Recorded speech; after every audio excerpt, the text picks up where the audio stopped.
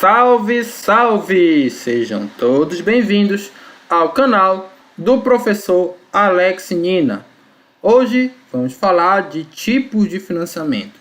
Aqui, na verdade, é a segunda aula desse tipo de planejamento. Porque na primeira aula nós exploramos esses 4 primeiros aqui e agora nós vamos falar de bancos, capital de risco, oferta pública inicial e microcrédito. Então, os bancos, esse tipo de financiamento é concedido em função do perfil do empreendedor, dos seus recursos pessoais e das garantias apresentadas. Então, fiança, hipoteca, entre outras. Você vai no banco com o chapéu na mão e pede lá um dinheiro para financiamento. E vai olhar teu perfil. Tá bom? Quanto é que você tem de bem? Ah, o negócio deu errado. Como é que eu vou pagar? Vou ter que hipotecar aí minha casa, enfim, meu carro, entre outras coisas. Os bancos costumam também exigir demonstrações de capacidade de pagamento de empréstimo, de experiência de gestão, demonstrações de projeções financeiras, plano de negócios. Então, o banco, claro, ele vai exigir isso aqui. Ah, eu quero montar ali uma padaria. Mas cadê? Ah, não quero montar, está na minha cabeça. Não vai conseguir assim. Você tem que apresentar um documento. Uma vantagem é o incentivo a um maior rigor na gestão e desenvolvimento de nova atividade. O próprio banco ele funciona como um mecanismo de feedback, como falei anteriormente, assim como investidor anjo, qualquer terceiro que você for buscar aí um financiamento. Esse tipo de financiamento é mais aconselhável para empresas já instaladas, com uma situação estável e com vontade para realizar uma expansão. Geralmente é aconselhável para esse tipo de empresa. Tá? Empresas muito jovens terão grandes dificuldades em que lhes sejam concedidas crédito, uma vez que a relação risco versus retorno de empréstimo é desinteressante da ótica do banco. Qual é a grande diferença do banco para o investidor anjo? O banco ele assume menos risco. Então, quando vem um pequeno empreendedor, ele vai considerar muito arriscado. Então, o plano de negócio precisa estar muito bom para que ele conceda ali o empréstimo. Geralmente, e várias empresas grandes vão ali com o banco direto para conseguir o financiamento. Então, imagina, você vai começar a competir com empresas já consolidadas. Aí no mercado é mais difícil. O investidor anjo, sim, ele está disposto a assumir um risco. Então, tem essa diferença. Também, tá? Mesmo que se consiga, as condições desse empréstimo nunca serão muito vantajosas para o empreendedor. Geralmente, os juros do empréstimo, no caso aqui, né? Empréstimo não, desses financiamentos, tá? Já falei a diferença em outra aula. Outra vantagem desse sistema de financiamento é a possibilidade de desenvolver ou expandir uma atividade sem ceder parte do controle da empresa. Então, eu vou colocar aqui uma vantagem, né? Porque aqui é uma desvantagem esse aqui. Então, uma vantagem é que você não cede parte do controle da empresa. Quando você obtém financiamento por um investidor anjo, o que acontece? Ele passa a ser dono de parte da empresa. Se a empresa valorizar, ele vai ganhar uma parte, você vai ter que dividir com ele. Nesse caso aqui, o banco ele não ficou como acionista da empresa que você está montando, ele só te financiou. Se a tua empresa valorizar, você pagando o que você deve no banco, toda a valorização dela fica para você, né? Para quem começou. Então, essa é a vantagem. Por esse motivo que geralmente os juros de bancos são maiores do que na verdade, o investidor anjo ele não vai te cobrar juros, né? Ele só vai assumir o risco junto com você. Você não tem uma dívida com ele, mas se valorizar a empresa, ele também ganha. Tá? Então, por isso que tem essa diferença. Então, o empreendedor ele tem que saber ponderar. Imagina que também apareçam 2 propostas, ou alguém que quer investir na tua empresa, ou a proposta de financiamento do banco. Então você vai ter que escolher qual das duas é melhor. A sexta opção aqui, ó, sexto item, é a oferta pública inicial, do inglês Initial Public Offering, né? Ou IPO, conhecido como IPO. Até aqui no Brasil a gente usa muito mais o termo IPO do que oferta pública inicial. IPO nada mais é do que a abertura de capital na bolsa de valores. Então, quando uma empresa ela tem capital fechado, ela quer abrir capital, ela vai passar a ser listada em bolsa de valores. Então, ela faz um IPO. O termo se popularizou no final da década de 1990, quando houve o boom da internet. Então, teve a bolha das .coms, então se tornou comum esse termo IPO. Quando as empresas abrem capitais, elas transferem aos investidores parte de seu controle acionário. Então, as chamadas ações ONs, que a gente falou lá na aula de governança corporativa. Ou preferenciais, ou a preferência de dividendos, perdão, seriam as ações PN. O investidor também pode se beneficiar da valorização da ação, aquilo que a gente falou para o investidor anjo. Só que ao invés de você ir procurar um investidor anjo, outro, você vai simplesmente jogar na bolsa de valores e vai estar lá disponível para qualquer investidor pequeno, grande, enfim, com CNPJ, com CPF, para que ele compre ali as suas ações e acabe na verdade, quando você vende, você já obtém o recurso, né? Se a ação valorizar, você pode emitir novas ações e obter novos financiamentos. Isso a empresa pode fazer. Só que quando ela faz isso, ela dilui o controle acionário, né? Imagina que tem ali, que a empresa tenha 100 ações e ali o acionista majoritário tem 80. Aí, ou seja, tem 80% da empresa. Aí ela faz uma oferta pública inicial e passa a ter 120 ações. Então oferece mais 20 ações para o mercado. O mercado vai lá comprar. Só que quando você dividir 80 por 20, o acionista majoritário não vai ter mais 80% do capital da empresa. Ele vai ter ali 80 por 20, vai um pouco mais de 66%. Então ele perdeu parcela, ainda é acionista majoritário, mas se ele continuar oferecendo ali ações para o mercado sem comprar essas ações, né, ele pode também comprar, uma hora ele pode perder o controle acionário. Então essa é a diferença, né? Dilui o capital da empresa, se usa esse termo, tá? Quando a empresa faz IPO. Mas assim, se a empresa depois do IPO valorizar bastante, porque ela fica mais em evidência, ela também ganhou esses recursos e ela pode fazer novos investimentos, vale a pena você ter 80% de uma empresa que vale 10 mil, pegar um valor aqui, vale 1 milhão é uma coisa, agora você ter 66%, um percentual menor, mas a empresa valendo 3 vezes mais, em termo absoluto, é melhor você ter 66%. Então, por isso que o IPO pode ser vantajoso aí para a empresa que quer se financiar. Acontece o seguinte, geralmente startup é mais difícil abrir o IPO, porque existe uma série de burocracia para você abrir capital na bolsa de valores. Então, geralmente a empresa conseguiu outras formas de financiamento quando já está mais sólida, por exemplo, já tem competência para fazer um bom balanço demonstrativo financeiro, aí sim ela abre o patrimônio IPO, mas tem outras séries de regras para a empresa abrir IPO. Então, na prática, é mais burocrático. Olha lá, em troca, as companhias abertas recebem dinheiro para seus investimentos e se financiam, como falei, podendo então expandir seus negócios.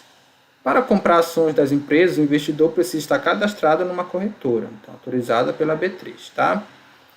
Durante o período de reserva, o investidor poderá entrar em contato com a corretora e solicitar a compra. Então, você está cadastrado aí numa corretora, a corretora vai te dizer, olha, empresa tal, PicPay, por exemplo, vai ser listado em bolsa. Está tentando ser listado agora, nesse momento. E aí ele vai dizer, tá certo, já tá certo. Vai ter o IPO do PicPay, preço definido é R$20. Aí você pode previamente dizer, vou comprar ações do PicPay. Pode ser que lá no dia ela valorize ou ela caia, enfim, mas você comprou, garantiu suas ações é R$20, tá?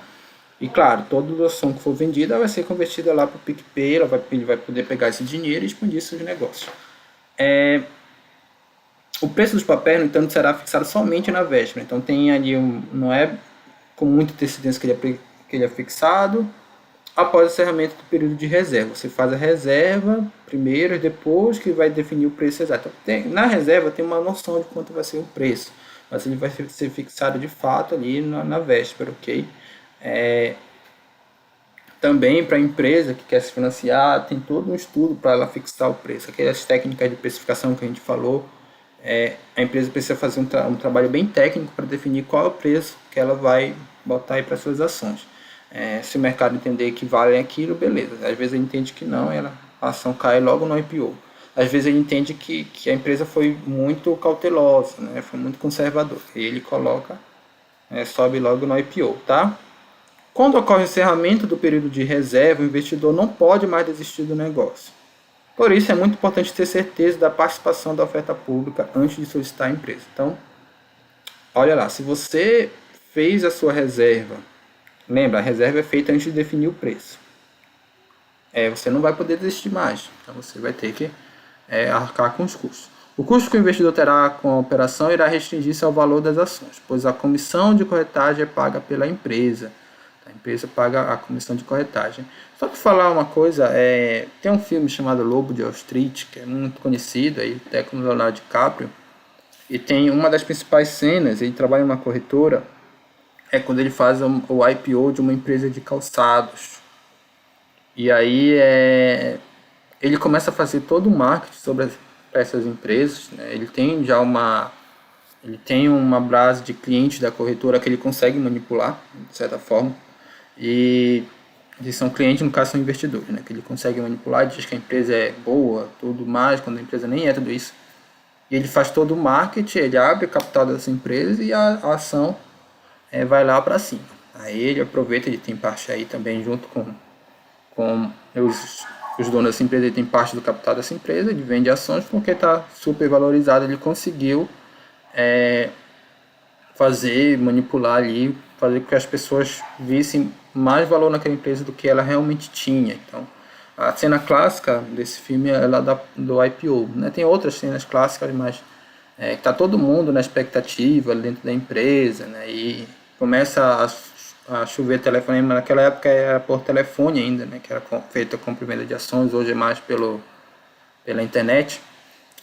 Começa a chover telefonema e as ações disparam. Então, claro, né, que eles fizeram toda uma dramatização em cima do que de fato aconteceu, mas só para lembrar do que é um IPO, tá? Hoje está um pouco diferente porque é mais na internet mesmo.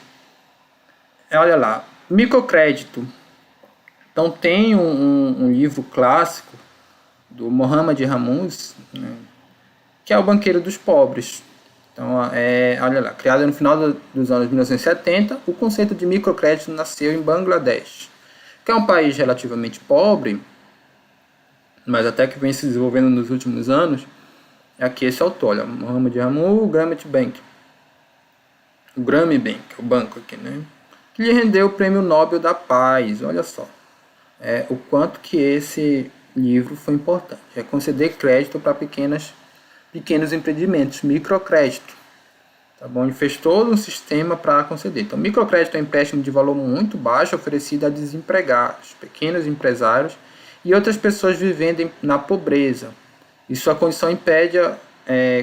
condição impede acesso ao banco e aos meios tradicionais de financiamento, por não possuírem bens que possam oferecer garantia ou histórico de crédito. Frequentemente, o microcrédito liberta as pessoas de baixa renda das garras de agiotas. Então, essas pessoas é muito comum que elas peçam dinheiro emprestado para amigos, entre aspas, que cobram juros absurdos. E aí o microcrédito, o Mohamed, o Nus, né, acho que é isso que pronuncia, e o Nus, ele percebeu isso e ele começou a sistematizar essa modalidade de crédito, que ela tem uma função social, tá? Não tem uma função só econômica. Ela tem uma função social que é, de fato, resolver ou minimizar o problema da pobreza. Muitas vezes isso é apoiado até em iniciativas governamentais, no governo tem esse viés mais social.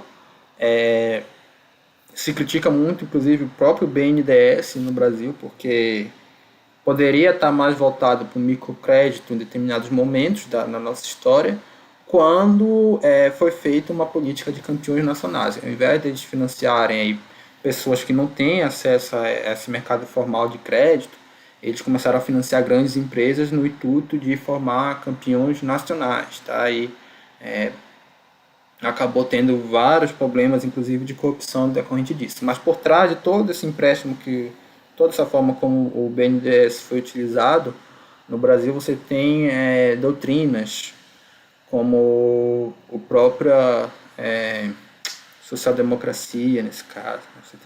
Você tem todo um lado teórico, não vou discutir isso, tá? Mas você tem um lado teórico para explicar porque que você usou do BNDES para investir e dar financiamento para grandes empresas.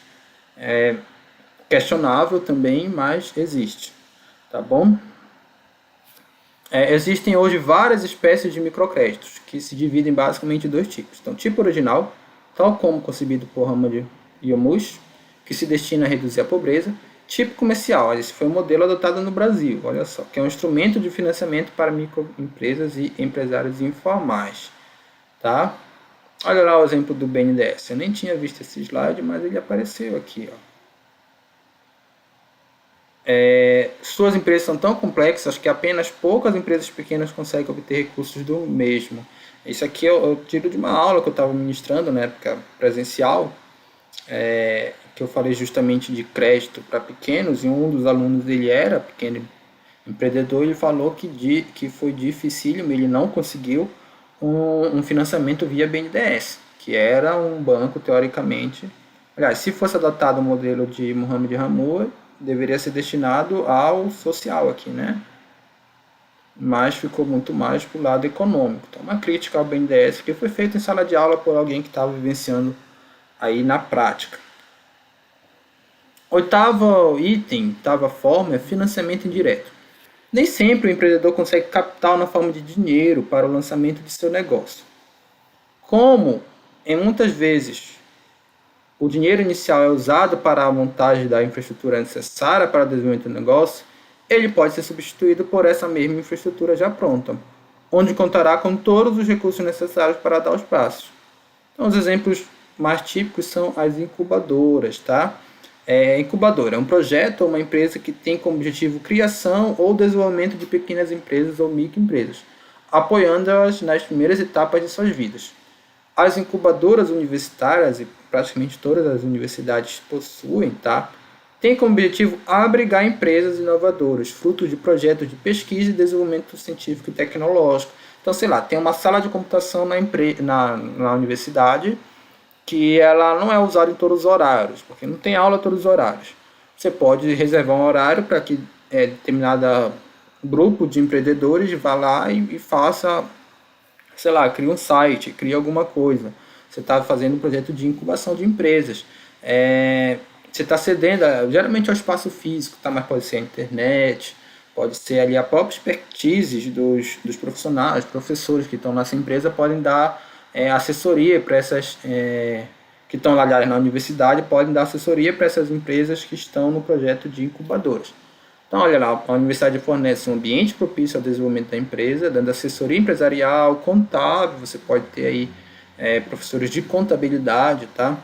Financeira, jurídica, tem profissionais do direito, então tem vários profissionais, inclusive o próprio curso de administração, além de dividir entre várias empresas lá instaladas custos de recepção, telefonistas, acesso à internet, a própria troca de informações entre as empresas que fazem parte da incubadora. Então não é dando dinheiro diretamente, mas é dando ali os materiais necessários, ou então o que a empresa iria gastar para montar nessa infraestrutura. É interessante também esse tipo de financiamento, tá bom? Pessoal, eu espero que vocês tenham gostado. Até a próxima!